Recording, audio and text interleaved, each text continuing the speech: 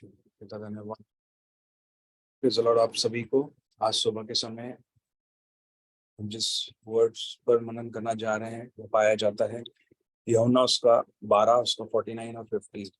जब हम उसे पढ़ते हैं वहाँ पर ऐसा लिखा हुआ है, क्योंकि मैंने अपनी ओर से बातें नहीं की, परंतु पिता जिसने मुझे भेजा है उसी ने मुझे आज्ञा दी है कि क्या क्या कहूँ और क्या क्या बोलूँ।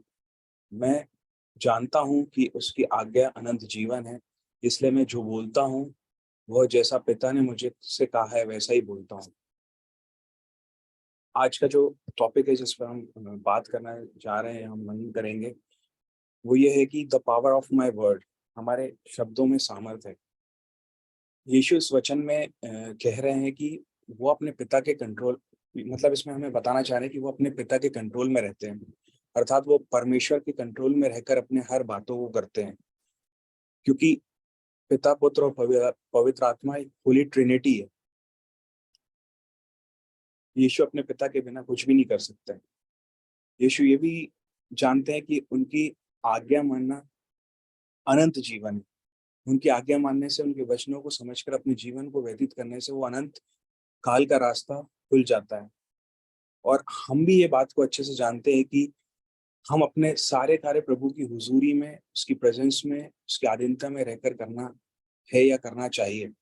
पर मोस्ट ऑफ द टाइम हम उसके विपरीत जाकर कार्य को करते हैं। हमसे जो पिता बोलता है या हमारे ज़हन में कई ऐसी बातों को डालता है, हम वो सुनते हुए भी वो कार्य को अपने जीवन से नहीं करते हैं। हम अपना दिमाग लगाते हैं, अ अ, हम अपनी बुद्धि को लगाते हैं, हम वचनों को जानते हुए भी उसके खिलाफ जाकर ऐसे कार्यों को कर देते हैं जिससे पिता पिता प्रसन्न नहीं होता। बाइबल में ऐसे बहुत सी आज्ञाएँ लिखी हुई है, बहुत से ऐसे कमांडमेंट्स है, लेकिन हम सिर्फ़ अगर कुछ 10 कमांडमेंट्स की बात करें या उसे याद करें तो शायद हम में से बहुत से लोग उसे फुलफ़िल नहीं कर पाते अपनी लाइफ़ से। बट यीशु यहाँ कहते हैं, मैं अ, अपनी ओर से कोई बातें नहीं कहता हूँ, परंतु पिता जिसने मुझे भेजा है संसार में, मैं उसी की आज्ञा मानता हूँ और उसी ने जो शब्द मुझसे कहे हैं, मैं उसी शब्दों को या उसी बातों को कहता हूँ। जैसा-जैसा पिता मुझसे बोलता है, मैं वैसी ही बातें बोलता हूँ, क्योंकि मैं जानता हूँ कि उसकी आज्ञा मानना ही अनंत जीवन है। आज हम यही की पॉइंट शायद अपनी लाइफ में मिस कर जाते हैं। हम प्रभु ने जो आज्ञा दी है, हम उसे फॉलो नहीं कर पाते हैं। प्रभु ने हमें बुद्धि दी, प्रभु ने हमें दिमाग दिया है और हम खुदा से ही तेज बुद्धि चलाने लगते हैं या उससे ज़्यादा सोचने की कोशिश करने लगते हैं। हम क्या कर रहे हैं, हमें पता होना चाहिए कि प्रभु ने ही हमें भेजा है और उसने हमें जो आज्ञा दी हुई है, हमें उसी आज्ञा पर रहकर अपने कार्यों को करना है। हमें क्या-क्या बोलना है, क्या-क्या कहना है, वो उसकी ओर से ही होता है। फिर कई बार हम अपने कंट्रोल को खो देते हैं, हम अपने कंट्रोल में नहीं रहते हैं और हम ऐसी-ऐसी बातों को लोगों को बोल जाते हैं, जो प्रभु को हमारे जीवन से नहीं दर्शाती है, या कुछ ऐसे शब्दों का इस्तेमाल कर देते हैं, जो प्रभु को नाखुश करते हैं। हम भूल जाते हैं कि हम किसको रिप्रेज़ेंट कर रहे हैं अपनी लाइफ़ से। हम खुदा के उस क्रूस को उठाकर चल रहे हैं, हम ये भूल जाते हैं। मसीह हमारे जीवन से दिखना चाहिए, ये हम उस समय भूल जाते हैं जब हम उस शब्दों का प्रयोग लोगों से करते हैं। जबकि खुदा का वचन कहता है कि अ, इवन यीशु भी कह रहा है, पिता ने मुझे भेजा है और उसी ने आज्ञा दी है कि हमें क्या-क्या बोलना है और क्या-क्या कहना है। और यीशु ये भी कहता है कि उसकी आज्ञा मानने से ये अनंत जीवन मुझे मिलता है। इसे जैसा पिता बोलता है मैं वैसा ही करता हूँ।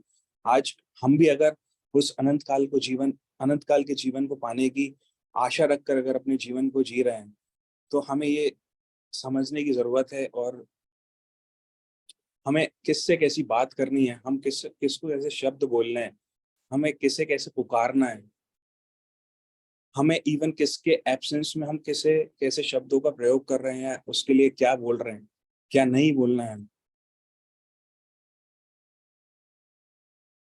क्या हम ये सब चीज़ें कर कर अपने पिता पिता को आज्ञा दे रहे हैं, हम पिता को मजबूर कर रहे हैं कि वो हमसे घृणा करे।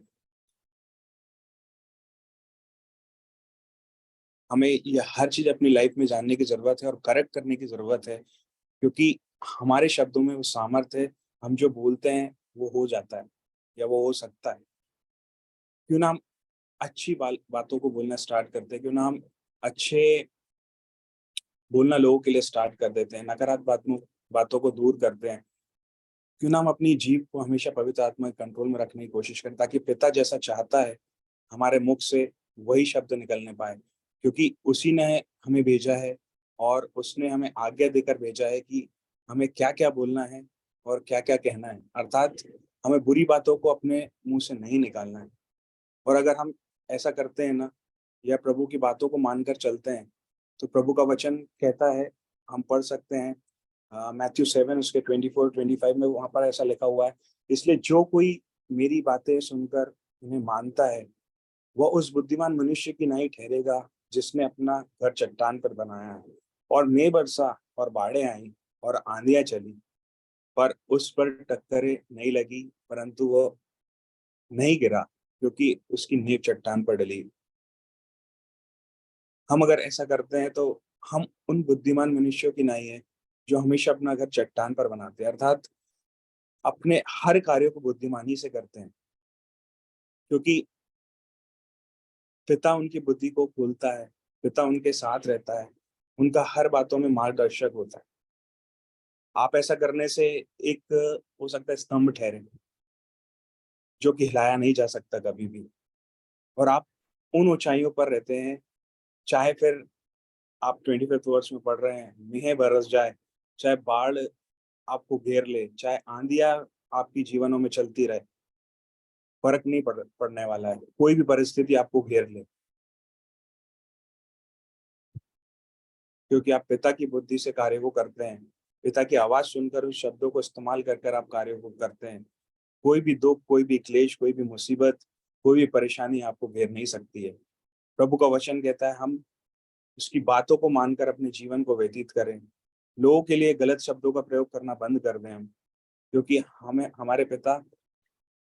हमारा पिता हमें इस्तेमाल करना चाहता है। वो जानता है कि हमें कैसे इस्तेमाल करना है।